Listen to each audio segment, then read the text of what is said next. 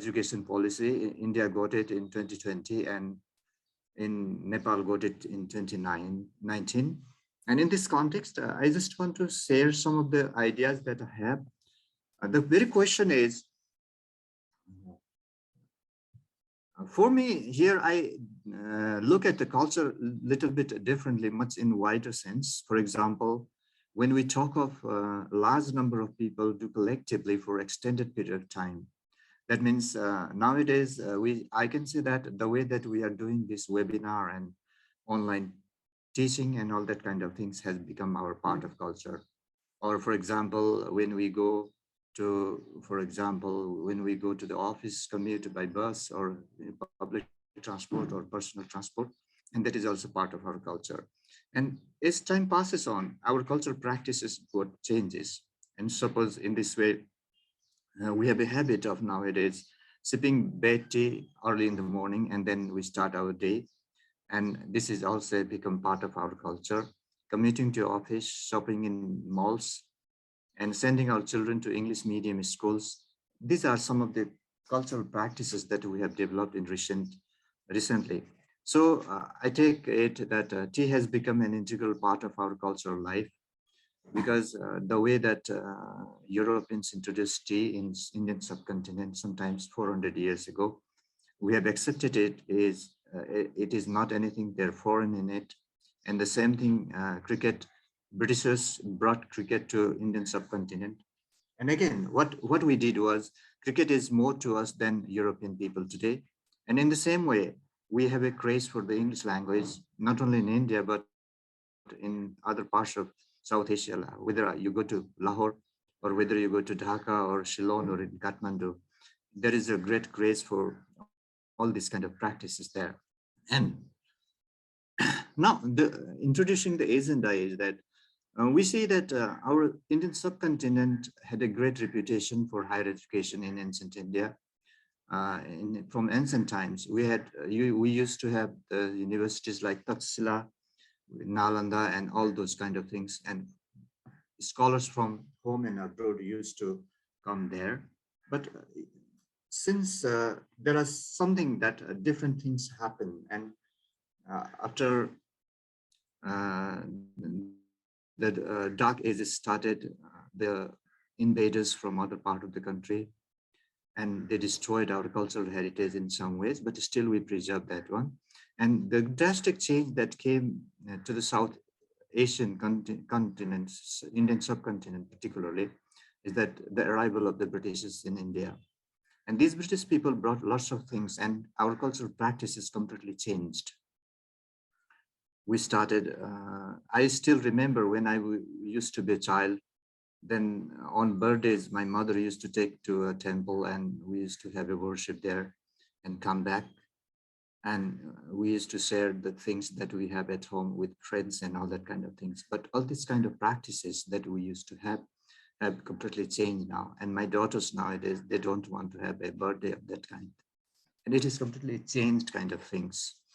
And although the arrival of British people in India was something like in 1600, but in case of Nepal, the people of Nepal had a contact with English language sometimes in 1767, when the East India Company people reached Kathmandu and they started influencing the people there. And in this sense, I say that British people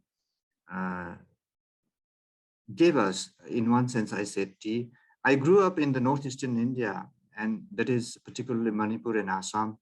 And Assam is the very famous, one of the famous thing that Assam has is the tea gardens there.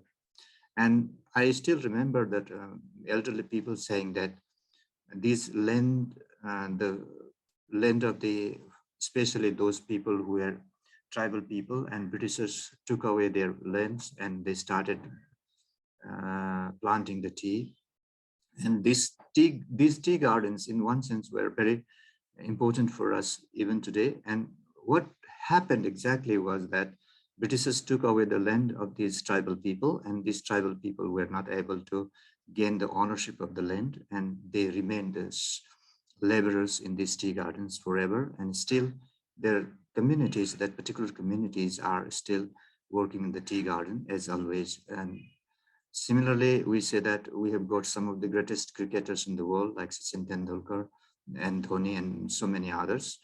But exactly that cricket was not our own game. We used to have different games.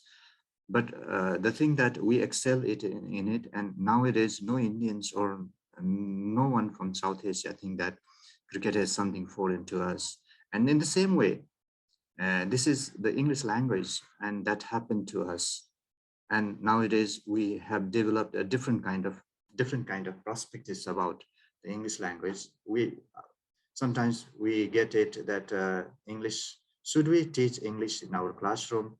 This particularly 2020 national education policy has something that English has made it optional. Can we do that? The current situation and the grace for the parents and the children that we have, and these are some of the issues that we have. And but now we realize that these things, English language, cricket, these are just the examples. We have so many things we got from the West, and we realize that these are no more foreign elements, and they were in the past, but now we have accepted it. And however, this become part of our cultural heritage of the subcontinent. So we do not have any kind of, we accepted it just like we go for the worship in a Pasupati temple, or whether you go to a church or something like that, that has become part of our. And these are, but in another sense, I do not consider, this is an example from during the Deepavali festival in Nepal. They have this kind of dance, we call it Bhailo. And here people dance and they go from house to house and they engage in different kind of activities. And similarly, I grew up in Manipur and I have very cultural practices. I'm aware of that. And this is what they call Lai Harava dance in Manipur. This is a dance that they used to dance to please the god. Lai means God, Harava means to make, to please the god. And in this sense, what happens, these practices are still going on. And I have taken one from Sri Lanka, and this is harvesting dance in Sri Lanka. After, when the harvest is there, peasants get happy and they bless, they thank God for the good harvest they have. And these kind of practices that we have. And I think these are the things I introduced to you. And shall we start with the discussion now? And I have some questions, and I think we'll start with that. Hello, ma'am? Yes, sir. Yes, sir.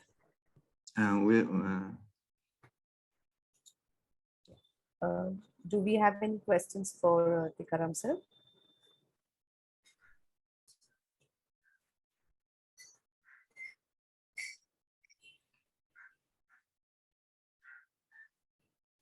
Anything? Or I think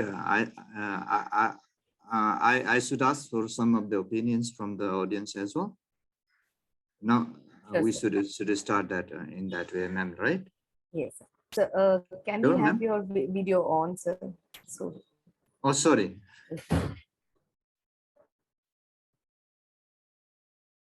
I'm still at home. After yes. this, I have to go to the university. Oh, okay, okay. Okay. Yes, sir. Okay, thank you, ma'am. Now, I want to have some opinions from the scholars here.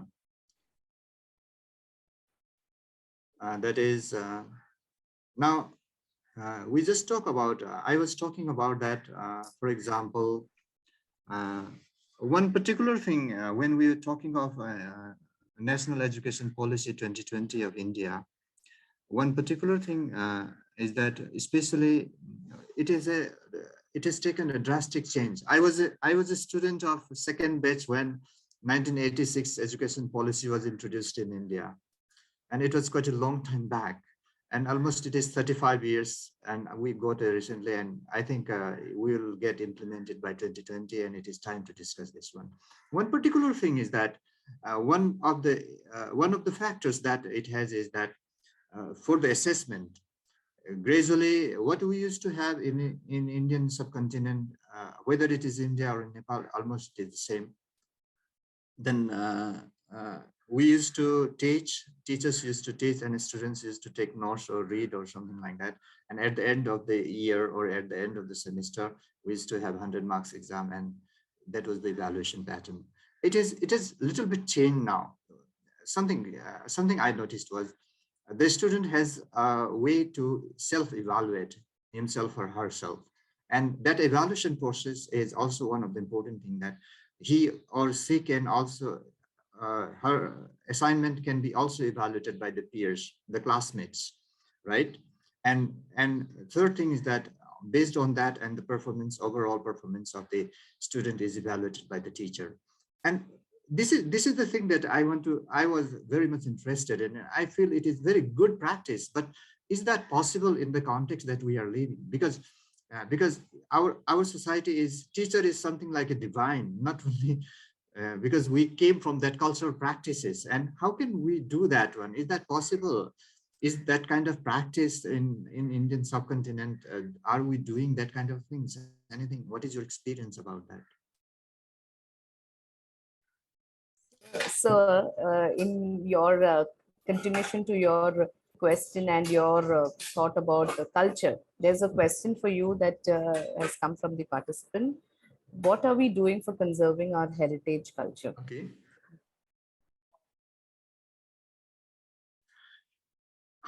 This is the thing that because our education system, particularly what I feel is that it helps great our education policies, especially the teachers, whatever we talk about, for example, policymakers or the government or the university administration or whatever.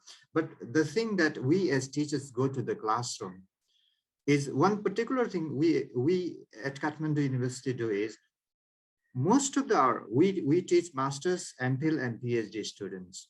And one of the most important part of our curriculum is that they have to go to the community and bring the report and do that one.